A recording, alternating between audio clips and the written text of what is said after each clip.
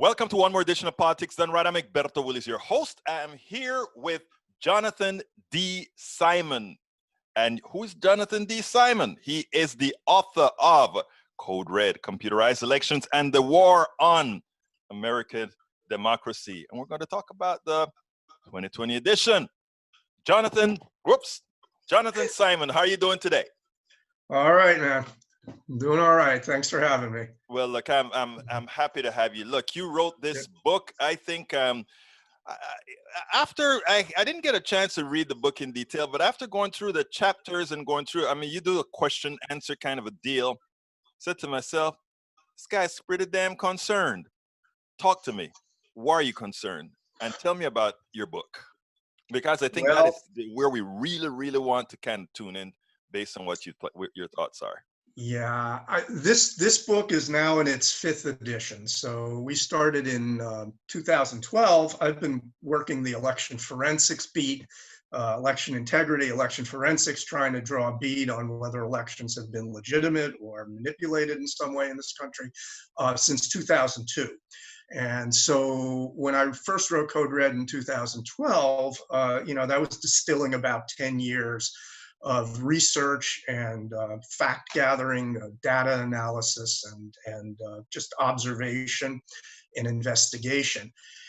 And since 2012, the book keeps putting on weight. It just keeps putting on ounces with every new edition because it hasn't stopped. And in fact, it's really intensified. So the 2020 edition, which is the one that is currently for sale, has gotten rather fat. And it has information in it about, obviously, the 2016 election, also, though, 2018, and also looking at what we're heading into in 2020. And I have to say that, you have to put a book out at some time. At some point, you got to hit send and publish the thing. But events, in many ways, have run by, even where Code Red was 2 months ago when I pulled the trigger. Things are moving very, very fast and in a direction that really, I don't think anybody can say with any degree of certainty or even confidence where we're going to be 6 months from now. Okay, give me the premise of your book, because what you gave was an overview. I'd like to get the guts of, computerized elections and the war on American democracy. What is that war? Yeah. Well, I mean, we all assume that, democracy, we know our democracy is imperfect. I mean, we know it's had obviously voter suppression. It's had all sorts of qualifications for voting. It's had racial, powerful racial overtones.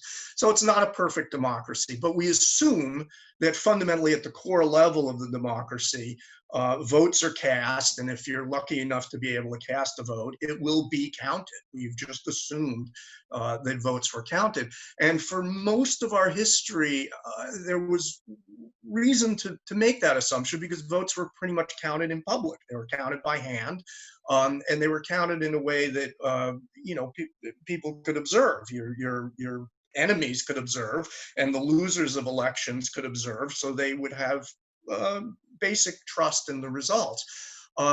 We've progressively computerized our elections, and this is a trend that began probably in the 50s or 60s, I mean, a long time ago, but it really picked up steam towards the end of the last century, and then specifically in 2002 with the passage of the Help America Vote Act, which was a response to the hanging Chads debacle in Florida in the 2000 election. And once HAVA was passed, we basically fully computerized our elections so that votes were being many times cast without any paper being involved. They were being counted in what I like to call the partisan proprietary pitch dark of cyberspace, because it's run by private outfits with very strong partisan affiliations, and completely hidden, because it's taking place somewhere where a bunch of ones and zeros and bits and bytes were being processed. And so, if you take one step back and you think about how insane it would be to count any election secretly, unobservably. And so we use the magician taking the ballots behind the curtain. You hand your, let's say you're having a union election in a union hall for a union rep. So there are 200 people in the room, and you cast your ballots, you hand it to this guy who's, you know, standing on the stage. He goes behind the curtain, you hear some shuffling sounds, you hear the shredder, and he comes out and says, Dick won. And the results were, you know, whatever, 115 to 85. Well, you know, if you're Jane and you lost that election and you had no opportunity to see those votes being counted and you have no access to the votes afterwards, you're going to have a hard time trusting that result. So it's inherently crazy to count votes unobservably. And yet that's what we do in our actual elections, really from dog catcher all the way up to president. And that also includes the entire infrastructure of American politics. So we're looking at the Senate, the House, the state legislatures, attorneys general, a lot of judges that are elected. I mean, really the whole infrastructure. We tend to be focused, the media and the public attention tends to be focused on the presidency. But that in a way can almost be misdirection, because You know, underneath that is a huge infrastructure that is vulnerable to manipulation and miscounting. I think that's an alert that needs to be taken seriously, because as you've explained, I think given that we're using electronic voting for just about every level of government, at the point where the populace wants something that the plutocracy does not, at that point, because they control the levers that build those systems, they're the ones who will determine who ultimately could win if they don't want it to be a truly democratic process. So I think the alarm that you're bringing up here is very important, but I think you also have statistical data that shows, as we moved from, again, easily verifiable results to computerized results, that the exit polls have steadily gotten worse relative to what the computer results were. Is that correct? Yes, with a little bit of an asterisk. I mean, first of all, I'd say steadily might not be quite the word. They actually sort of suddenly got worse when Suddenly, we okay. computerized. So it was a pretty sharp. Let me. I want to back up again. I mean, not to belittle the point, but when I say steadily, I mean I want to make sure that this is not the case. As more computerization came into the fold, is it true that the exit polls deviated from the computer results? Yes, but again with an asterisk. I mean, I'm going to get a little complicated here, and hold on to your hats. We need to know that. Yeah, we need to know that. What we don't have, so what people like me did, I mean, this is for me starting in 2004. So I'll tell you just quickly the story of 2004. It was an election that, based on all the circumstances at that time, there was a lot of concern that election might not be on the up and up. As a matter of fact, John Kerry, who was running against Bush, earmarked, he set aside $15 million, a separate fund, to challenge red flagged election. If there were results that looked bad, like as they had been in Florida in 2000. So he had this big fund. So it wasn't some far fringe set of suspicions. I mean, there was a pretty mainstream. So going into the 2004 election, and based on what had happened in 2000, and then also in 2002, where they scrubbed the exit polls, they were so far off that they were not released publicly. I thought, well, we need a burglar alarm system. We got to run basically independent exit polls. And I thought we could easily raise $3, $4, $5 million to do that. I mean, obviously the country at that time was polarized. I mean, not quite like it is today, but it was quite polarized. And there was a lot of concern. So I thought, well, you just go out and say, well, we need these so we can have a check mechanism on the election.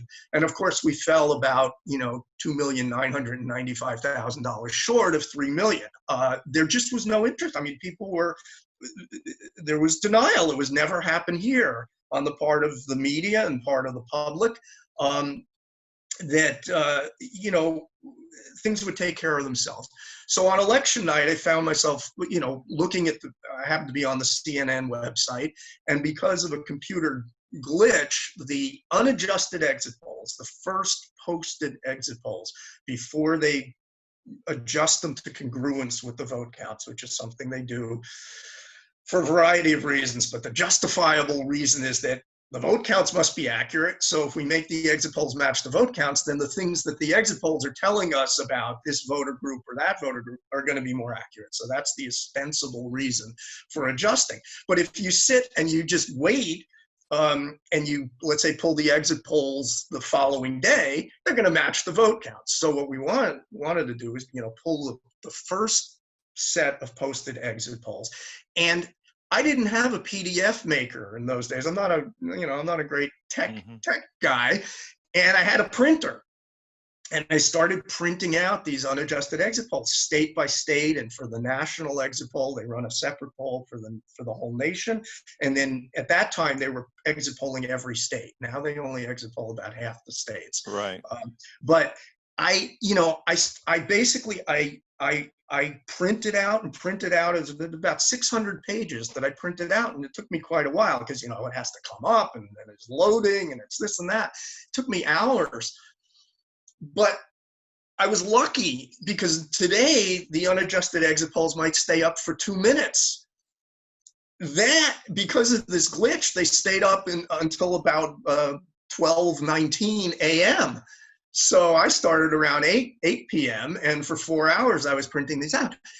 And I tell you, I assumed, naively as it may be, I assumed that there were probably 100,000 other people around the world doing exactly what I was doing, because there was all this concern and all this interest around the world. And so I figured, well, everybody's going to have this, and I did a back of the envelope calculation by about 2 a.m. I had this pattern, and this is where exit polls get interesting and more reliable than they're given credit for, because certain patterns of exit poll disparity are what clue us into the fact that there's likely been manipulation, not just the disparity, but where these disparities are. And I looked at it, and it wasn't literally the back of an envelope, but it was basically, pencil and paper, and I put it onto a spreadsheet, and I was like, whoa, this really jumps out, because we were seeing a certain pattern and a certain magnitude along with that pattern that said something is really wrong here. And there I was about 4 a.m, and I just assumed that, I'll turn on the news and everybody will have it. And of course, nobody had it. Literally nobody else had this data in the whole world, with all the God knows how many 100 million PCs in the world. Nobody had done this. I was shocked, but I didn't know what to do with the data. It was like, all right, what do I do now? The Times isn't talking to me. CNN isn't talking to me. Who's, So it wound up being posted on a little blog site or website called Scoop NZ in New Zealand. And from there, Steve Freeman picked it up, and he had some credentials. He was a professor at UPenn. And he sort of we all kind of began to make noise about this and refine our analysis. And I'll tell you something, because they gave us so much material to work with in 2004, not only all 50 states and not only all these unadjusted exit polls, but then the exit pollsters themselves, Warren Matofsky, who was the father of exit polling, was tremendously embarrassed that his polls were so far off, especially in the battleground states. Which they really weren't. Well, they looked like they were because they didn't match the vote counts. So at that time, and maybe I say all the way through to today, if the exit polls don't match the vote counts, the knee-jerk reaction is, well, something must be off with the exit polls. They must have oversampled Democrats. Well, they had too many college-educated respondents, whatever. But they issued, Edison and Tofsky issued a long, I think it was 80 some odd pages, detailed report about all the within precinct error figures and all the little ways in which they had stratified their polls and weighted their polls. I mean, it was really like as transparent as it's ever going to get. And they issued that to basically make the point, to fall on their sword and say, No. we got it wrong, you know, and this is how we got it wrong. Let me stop you there. Did they fall on the sword on their own, or do you think the system kind of said, fall on your sword, you keep doing this? Yeah, I mean, I think that's inherent in the system. I mean, you in a way, you're a client. The media was their sponsor. And so the media was their client. They were paying for it. They're very, you know, obviously very corporate, very heavily invested in the legitimacy of the power structure, which means ultimately the legitimacy of the election. So there was a tremendous amount of pressure to sort of say, look, you know, that pesky John Simon and Steve Freeman over there, they're making a lot of noise about how these things don't match up and everything. Well, we'll show you, you know, this is why they don't match up, because we did this here and we did that there. And they came up with something that I unfortunately gave a name to, called the reluctant Bush responder theory. So the idea was the exit polls.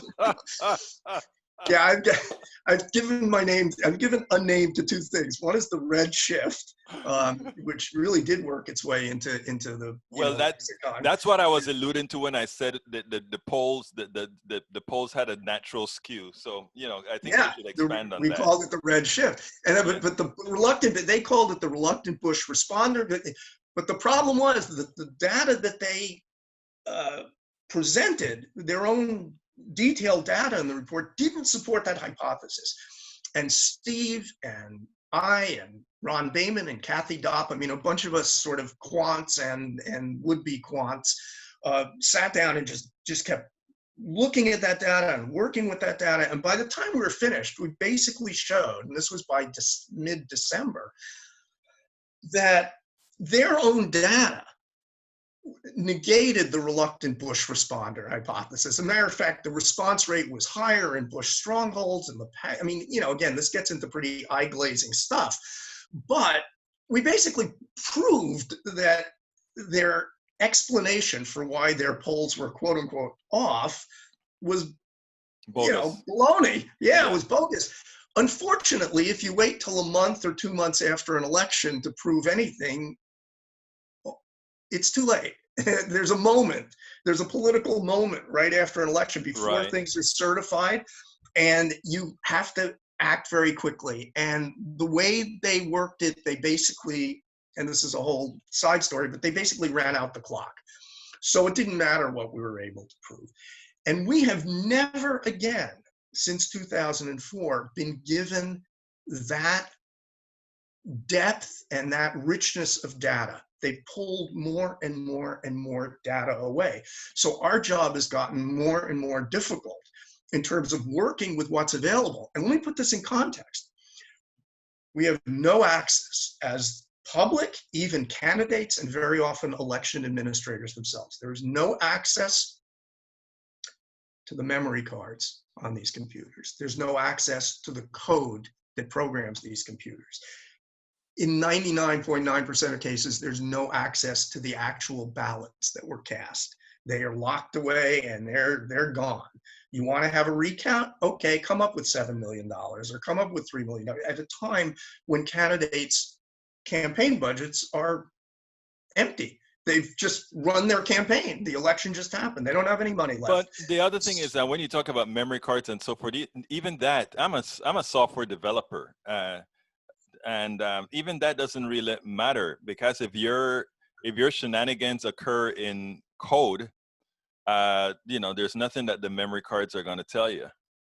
Yeah, exactly. I mean, there are many layers of concealment, and I have learned, for the most part, to try to keep it simple, right? Because Otherwise, people just get, you know, you can see the You eyes overwhelm them. glazing. Yeah, it's overwhelming. And especially when you're saying something and presenting, uh, you know, a reality that people don't want to see in the first place. It's Right. very easy to become overwhelmed and just tune out. So yes, I absolutely agree with you. I mean, you can have self-deleting code, you can have assembly code, you can have all sorts of ways. I mean, I tell people, like, you know, sometimes people say, well, how would you go about rigging a machine? And I say, well, you know, let me count the ways. And I'm not a software developer, but you could just take the zero counters on the memory cards and offset them to plus X and minus X, let's say for Trump and Biden. You know, Trump gets plus 100, Biden gets minus 100. And at the end of the day, if 500 people come in and vote for Trump and 500 people come in and vote for Biden, it's going to show 600 for Trump, 400 for Biden, but 1,000 total votes, the same number of total votes. What does the election administrator do? Election administrator checks that against the poll tapes, says, well, 1,000 people came in, we got 1,000 votes, bang, certified. There's no deeper look than that. And so you've just shifted 20% of the vote on that particular machine, you know, a net of 20%, by adding. I mean, you know, you know more about this than I do, but from what I've understood, you can add 2 or 3 lines of code, interpolate it Oh yeah. someplace, and the zero counters are offset, and it's that easy. Look, because there's no observation. Here's the issue, Jonathan. Unless you have a paper trail, something that is put away separately with who you voted for and the entire thing, computerized voting machine is held just like a religious person on faith, nothing more. Yeah. Faith-based. Nothing more. It's all faith. That you are expecting, or you're hoping that the people who designed the machine and your government who bought the machine didn't think that they would have shenanigans at hand. There's no and the thing about it is, I think what's important about books like yours is to let Americans understand that, let them understand why absolutely you must have a paper trail where that paper is held for some determinate amount of time, so that if something major comes up, we can actually go ahead and spend the money to reproduce what really or actually occurred. Yeah, and although I'd go even further than that, I'd say that, you know, relying on a paper trail is problematic in its own right, because access to that paper trail, first of all, you have to know that something occurred. And if you're going to discredit the exit polls as being, well, they're always off, then I mean, look at the 2016 election, for instance. Right. I mean, now, when I talk about patterns, the 2016 election makes a very clear illustration of what I mean by a pattern. So the exit polls in 2016, they ran them for about 25 states, and there were other states that were non-competitive. They didn't run them. So this makes our job more difficult, but they still ran a national sample. It was a large sample, like over 20,000 respondents. And it was chosen in such a way as to represent the voting characteristics of the nation as a whole. That doesn't mean that they literally sampled in every state. I was a pollster for a couple of years. I know how it's done. It's not particularly difficult to get that fully representative sample by choosing select precincts. And that's the science and the art of polling. So they had a national poll. And then they had polls in all the battleground states, right? So one of the things that, you know, you can see in Code Red is a chart that, you know, and when I do PowerPoints, obviously I show the chart, that shows what happened in that national poll and what happened in those battleground states. Yeah. Well, so it was more than 3 states. It was Wisconsin, Pennsylvania, Iowa, Michigan. No, not Iowa. That wasn't, Michigan, Ohio, North Carolina, and Florida. Right. And Michigan and Florida are special cases because they are unfortunately 2 time zone states, which means that a little piece of the state winds up in the central time zone. Michigan has 2 time zones also? Yeah, the Northern Peninsula winds up. Oh, okay. You know, I didn't know that. Okay. Yeah. So In terms of votes, it's about 1% of the state. And the same thing in Florida. In Florida, it might be like 3 or 4% of the state. That is, it's a tiny little part of the state. But they will not release the exit polls until the polls have closed in both the Eastern time zone and then an hour later in the Central time zone. Right. So 98% of the people have voted. And today, since we have computer counting, 60% of that vote has been counted by the time they actually release the exit polls, which means that at the first public posting of the exit polls for Michigan and Florida, they've already been adjusted virtually to full congruence. So we don't see the red shift. We never get a public look at that. So in 2016, in Michigan, the red shift, the disparity between the exit polls and the vote counts was about 0.3%. It was negligible, but that's because it was adjusted, right? And in Florida, even though it had already been adjusted, it was still about 2% or so. But wait, you're saying both of them were already adjusted when it was released? That's right, when they were publicly released. So we couldn't really put a whole lot of weight on those. But in the states of Wisconsin and Pennsylvania and Ohio and North Carolina, the rest of this Clinton firewall remember going in, Nate Silver had 600-1 odds, and state by state, Clinton has an 85% chance here and a 78% chance there, and so you multiply those all together, the odds of Trump winning that entire slew of states was very, very low. Of course, it was shocking. But when we looked at the exit poll disparities, the red shift in those key states, I think Wisconsin was something like 5.8%, Pennsylvania was 5.4%, Florida was 2.3%, North Carolina was 5%, Ohio was 8%. And in all the cases except Ohio, they entailed a reversal of the outcome. In Ohio, it was a dead heat in the exit polls, and Trump won by 8%. So you can't say that was an absolute reversal, but in Wisconsin, Pennsylvania, North Carolina, which would have given her the election, going away. But let me back up, because this is important, Jonathan. This is important. I think what you're saying is that let's go back to the Hillary Clinton election. You're saying that this red shift, you have the data before it was cooked for those battleground states. Yes, it was publicly posted. Again, we're not 100% sure. There was no cooking, but it was close to public posted. But it was it was relatively pure. Right. What I want to do is correlate something between you and Palast. Okay, Palast is another person that is looking into voter suppression and all that kind of stuff. Yeah. Now,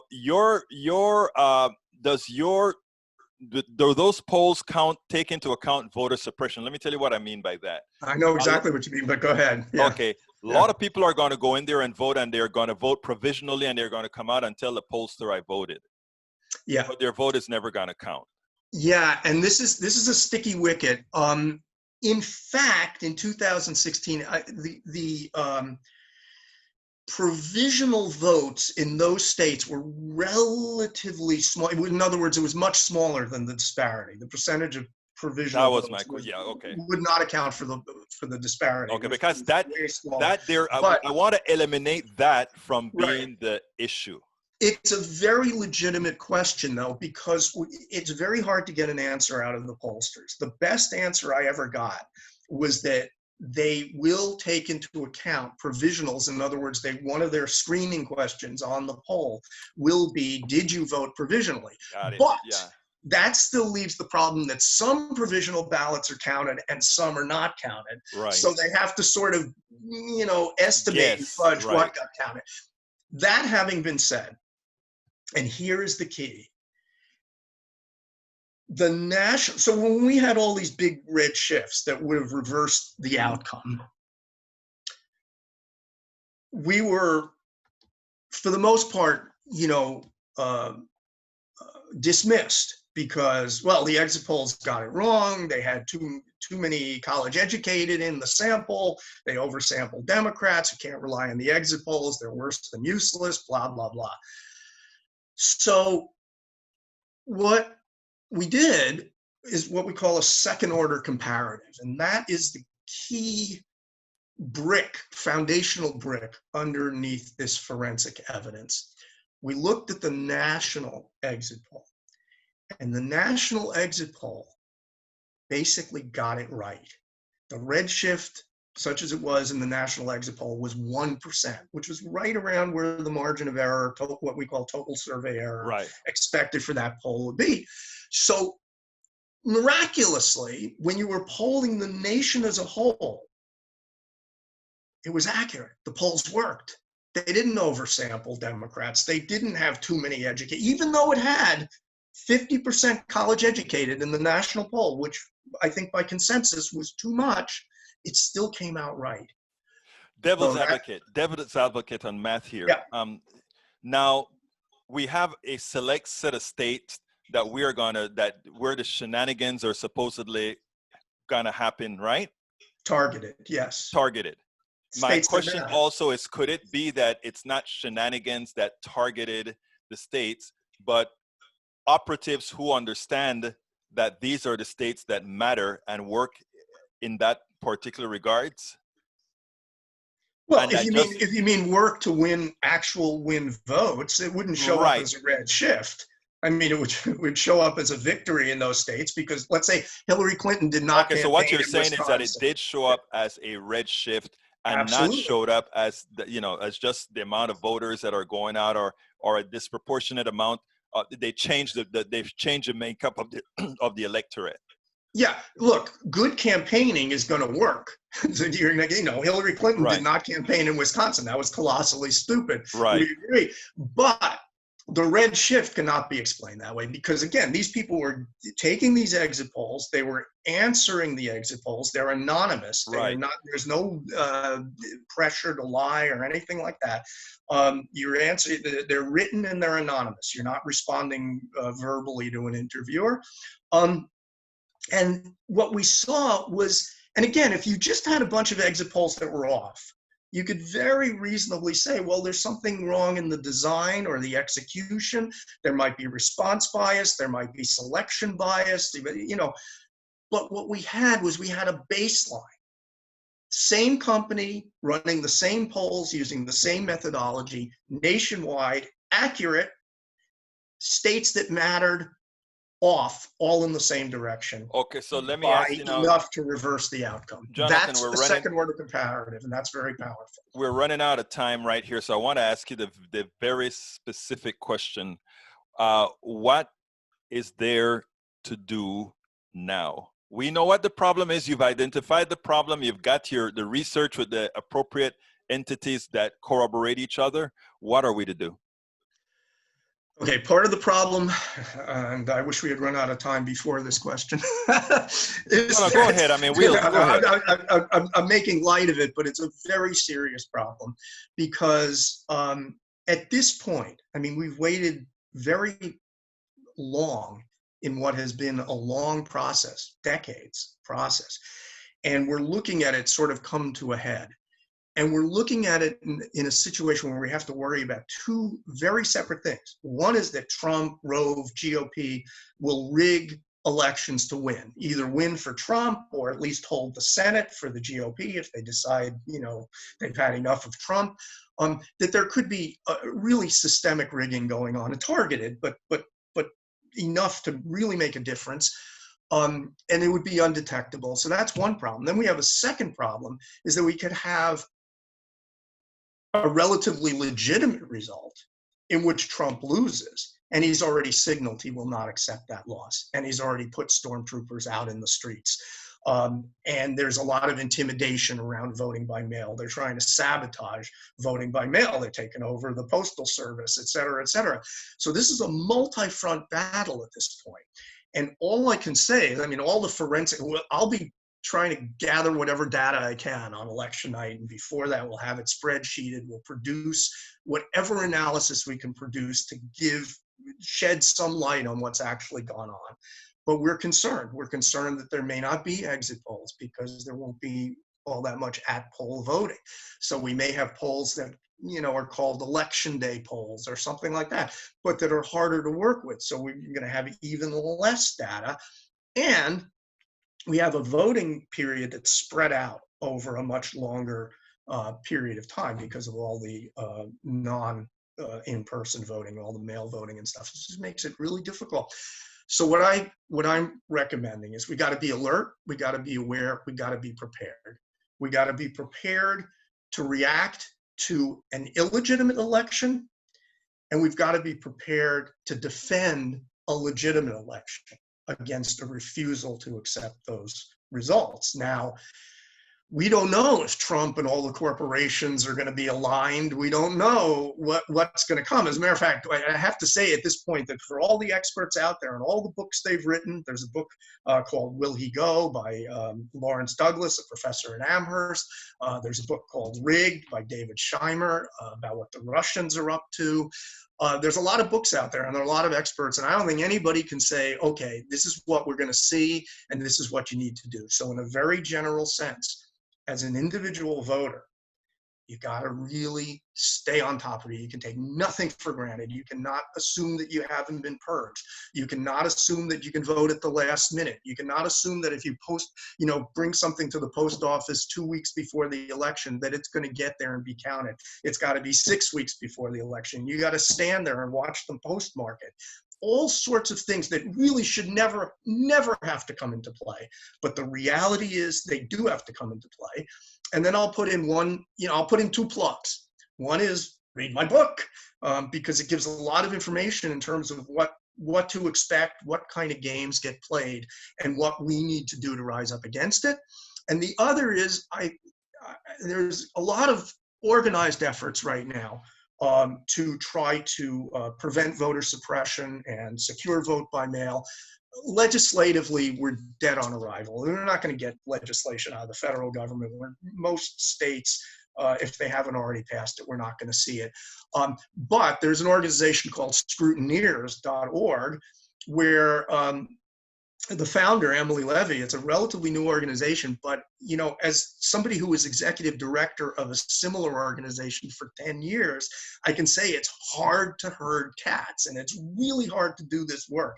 And she is doing an amazing job of bringing people together and getting people motivated and getting people to reach out to other people. Nobody has ever accused me of being an organizer, so I just basically sit there in awe of what she and her comrades. I mean, I'm part of the group, but many people have been more active than I am. I'm, mostly a writer and an analyst and whatnot, but there are people who are going out there, and they are at the very local level, the county level, and certainly at the state level, putting pressure on administrators to say, look, we are looking at a very extraordinary election here. This is not ordinary. You can't just follow standard operating procedure. It's going to require more vigilance. It's going to require more protection. And they're giving out information about what you can do as an individual and when you have to do it, a kind of timeline of what your responsibilities are. And frankly, I think that in the situation we're in, I mean, the one thing you got to say for Donald Trump and the takeover of, the fascists is that people are waking up, and elections obviously matter. And there's tremendous passion around where we're going to be in 6 months from now. So that has to translate itself into, getting down and dirty and securing your own vote and doing everything you can to secure the votes of as many other people as you can. Jonathan, let me tell you, I concur with everything that you said. And not only that, I think everybody now has to take that personal responsibility to make sure that their votes count. The one thing I want to add to that, and I wanted to discuss this a bit more with you, but we're kind of running out of time now. But I don't want us to have any fear. I don't want to hear the question about will he go. I don't want to hear that question. I want to say when this election is over, he is going. Because one of the things that would make someone want to stay, if they believe people would accept that as a plausibility. Yeah. So there's no ifs, there are no buts. Whoever we legitimately elect in 2020 November, that is the president, and the current person in the White House, if it's not the person who won, is getting the hell out of there. And if a posse or an armada has to do it, we will. Jonathan D. All right. Simon, author of Code Red, Computerized Elections and the War on American Democracy, the 2020 edition. Thank you so kindly for having been on Politics Done Right. Thank you so much for having me, Alberto. And let's, let's do it. Let's do it all. I'm Egberto Willies, host of Politics Done Right, an independent news program. I post several news videos of interest every day. I ask you so kindly to subscribe to my channel and please leave me some comments. Thank you very much.